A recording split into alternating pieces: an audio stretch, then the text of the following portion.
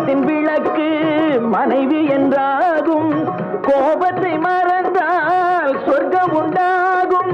பக்தியின் வடிவம் சந்நியாசம், புண்ணியவான்கள் சகவாசம், அதுவே சந்தோஷம்.